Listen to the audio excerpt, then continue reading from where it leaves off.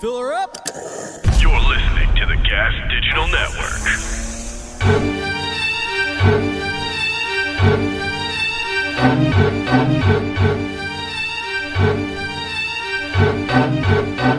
What's up? It's Commissioner of Comedy Fight Club, Matt Marin, with our social media hipster, Nico Pavlovic. What's going on, Matt? How are you? Good. We're here talking about Comedy Fight Club 22nd round. It's Jay Welch, Robbie Goodwin. Oh, this is going to be a great match. Jay and Robbie, two of our favorites in the CFC arena, both former Roastmasters main eventer. Well, Robbie was going to be a main eventer before Roastmasters stopped, but he's a veteran of Roastmasters and Roast Battle out in LA. Mm-hmm. Two of them in the finals. We have at the other end of the bracket, Jessica Fleischer's come out after beating Mikey Mays and Isabel Hagen. So the winner of this will face Jess Fleischer, and the winner of that goes on to Skankfest. That will definitely be both battles you don't want to miss. Yeah. So, what do you think about Jay and Robbie as battlers? Contrasting styles, I would say. Very much so. Jay is very more. I don't know what the right word is. He would. It's like measured. Not like it's more than measured. He's very strategic with the jokes that he tells in the order he tells them, because they all somewhat call back to each other. Yeah. Which is something that is very hard to do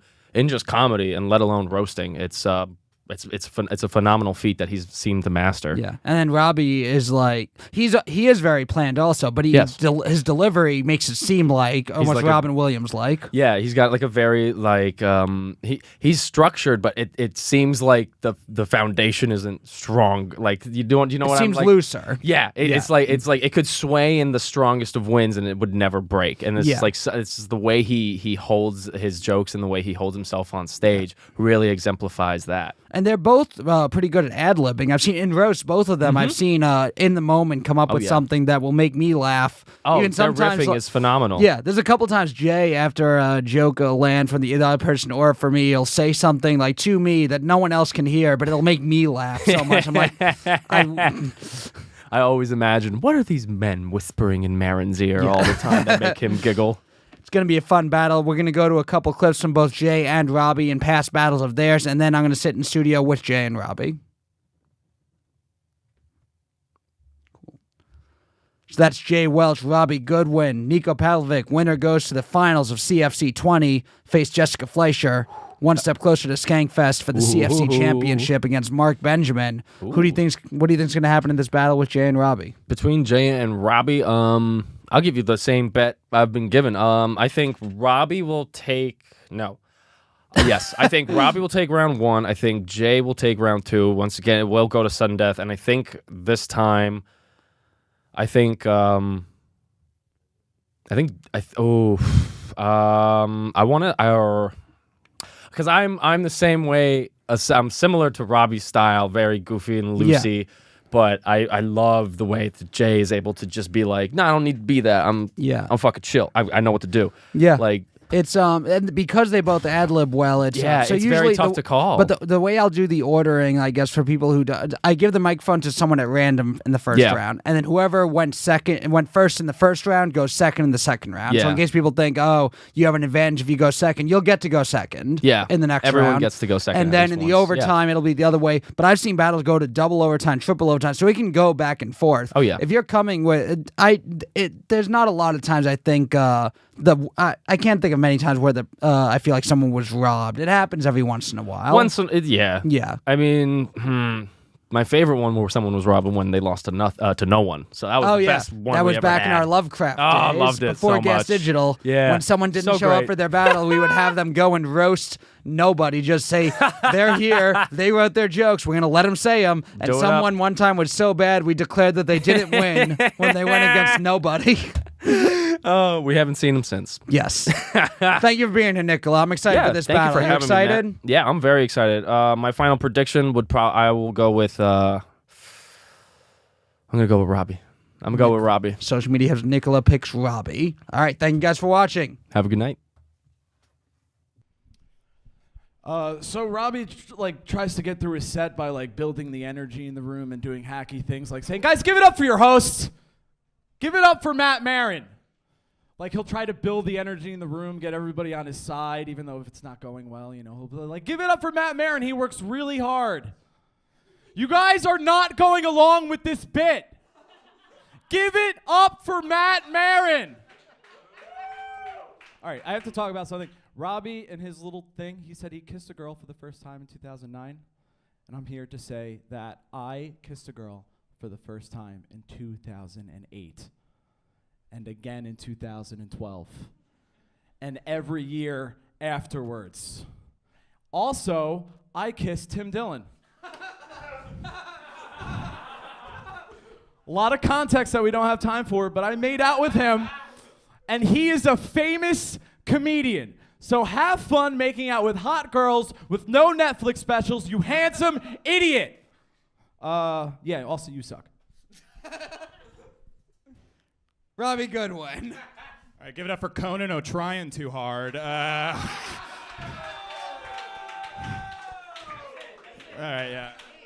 Anya makes funny videos with a comic named Jake that she used to have sex with. They don't have sex anymore, but either way, people only see Anya and Jake's videos when they type in the word amateur. Anya looks like if the state of Vermont were a person. Nobody looks at her and thinks that deserves more than 3 electoral votes.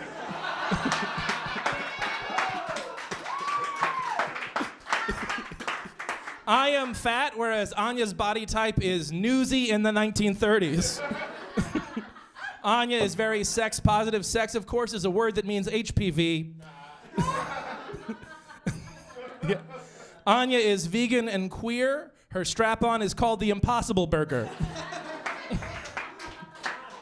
it time? Okay.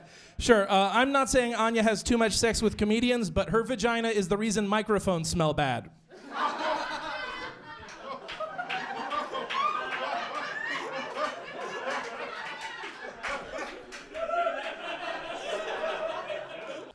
In studio here with Robbie Goodwin and Jay Welch. Hey, can I do Lenny Bruce again? He's a big fat guy who talks about Nixon. I just want that on the record. Yes, and Jay Welch, you're Jay Welch's dream Halloween character. Well, my dream Halloween character was Bruce Valanche. Yeah. Yeah. And mine is flat earthquake. Oh, It's earthquake, but he's a conspiracy theorist. I was going to say I was thinking he would just come out stage no legs. Yeah. I was going to do Bruce Almighty. It's just Jim Carrey. Oh, what's with black women?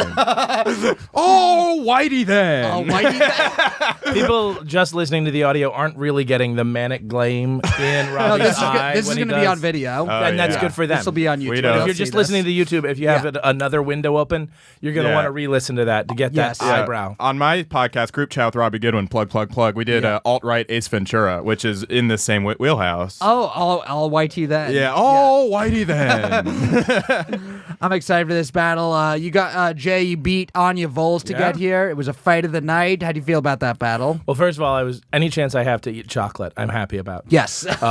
Winner of Fight of the Night, official chocolate candies. No. I thought you meant Anya's pussy. Oh, you should check out video of Anya. I thought it was a good fight, and I enjoyed going up against Anya. It's always nice to go up against someone who doesn't look like just another fucking white guy. She does look like She looks a lot like a white. That's a fair point. You know, when you phrase it like that, I do. Yeah, I see what you're saying. I take your meaning. Yes, but no, it was a fun back and forth. And you two, I remember before that battle thinking these two people make me feel like I'm not as smart as I should be between you and Anya. Oh, Anya makes me feel like I'm not as smart as I should be. Really? Yeah. I told Anya when I had her and she makes me feel like I should be ashamed of the bands I listen to. Sure. And I feel like she would be touched and almost inspired that she made that feeling happen in you. Yes.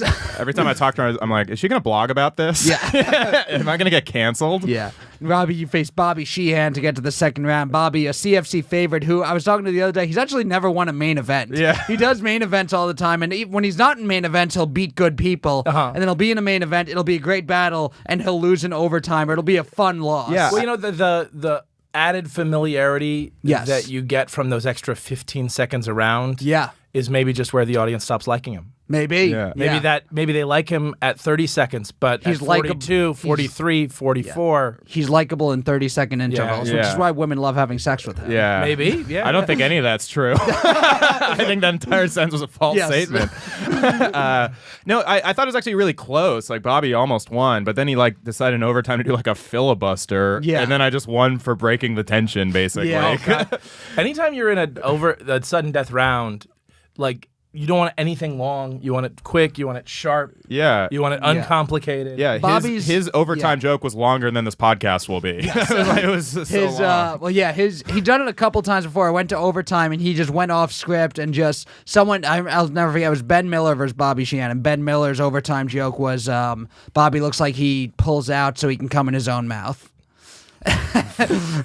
And then I'm just impressed by the distance. Yes. And then Bobby came back with an entire rant about why every man should drink their own cum. If you expect women to do it, you should do it yourself. And had the whole crowd chanting, "Drink your cum." Yeah. So the crowd got super. So I think "Drink Your Cum" was more popular than "Give It Up for Matt Marin," yes, which is what he was trying to get going this time. He just kept trying to do "Give It Up for Matt Marin."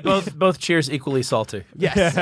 And then so I think after a couple times of it doing really well, he's like, "I'll just do this again and it'll work." And this time he overestimated how much the crowd wanted to give it up for Matt Marin. Yeah. Which, if you don't want to overestimate, just don't estimate at all. Yes. You know what I mean? When it comes to giving up for Matt Marin. That's fair. And so going into these, I was saying before, you guys a little bit contrasting styles in that, but you both have some of my favorite ad libs that I've ever heard. Thank you. I'll never forget introducing Jay once as the world's most pretentious walrus, and he came up to stage and just said, "It's pronounced Walroo." And there's a few times where both of you have great ad libs, but style-wise, you're almost more measured and very well thought out, and you are also, but your delivery comes off like it's all spur of the moment and more manic. Yeah. So, do you think going into a battle about what the other person's style or delivery is, depending on what you're going to write for your jokes? I mean, you don't want to be playing their game, so to speak. Yeah. You don't want to let whoever you're going up against stop you from being yourself. Yeah. But at the same time, like it's not so much that you're listening to the other person, and no disrespect to the other person, but you're listening to the room, because what the room is interested is going to be the room's call, and you always have to defer to that. Right.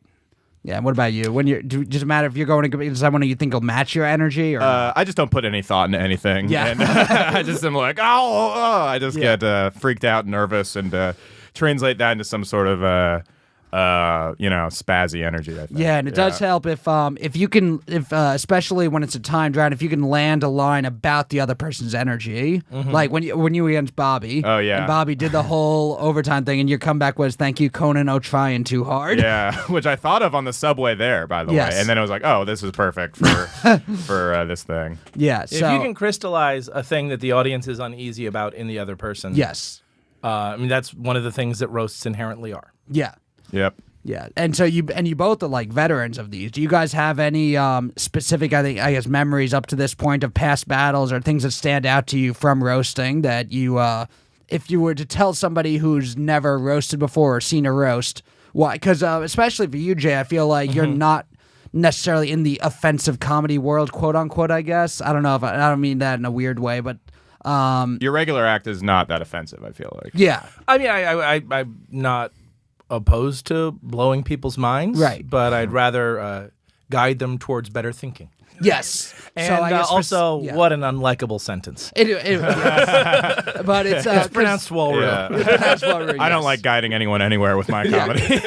Well, because I do feel like there's people who I'll ask to roast because they're good joke writers, and they say I don't have that in them, and you're one of the people I think of who it's like if you or who are a good joke writer is doing it, anybody who's a good joke writer can. Well, there is a temperament thing, and there is a harshness that is involved in it, and if you're not comfortable in that space, it's not a good temperament. Like, I think Josh Goldman is a well-known, likable, very funny, very positive comedian. Yeah.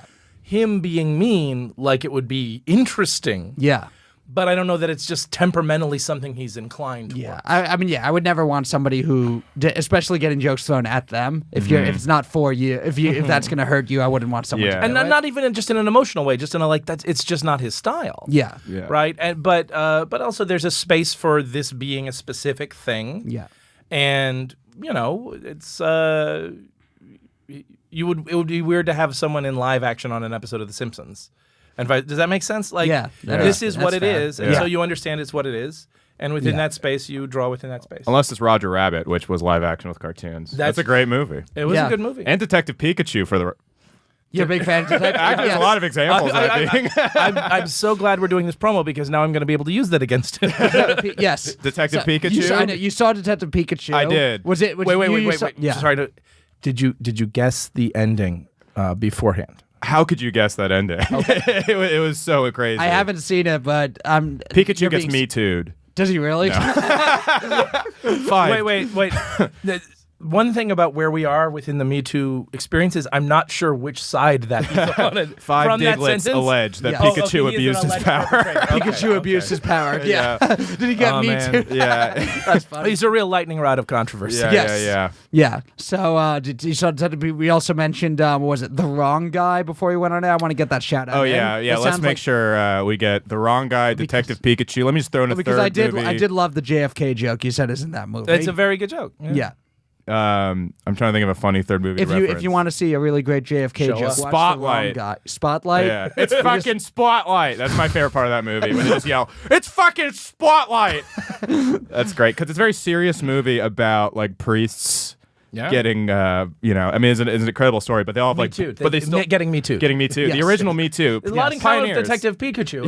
Yeah, from what yeah. you're selling us. What if Pikachu was molested by a priest. What if Detective actually. Pikachu was That's how the cycle starts. Yes. Detective Pikachu in Spotlight in that thing, like trying to find clues? Like, so who molested you, Pika Pika?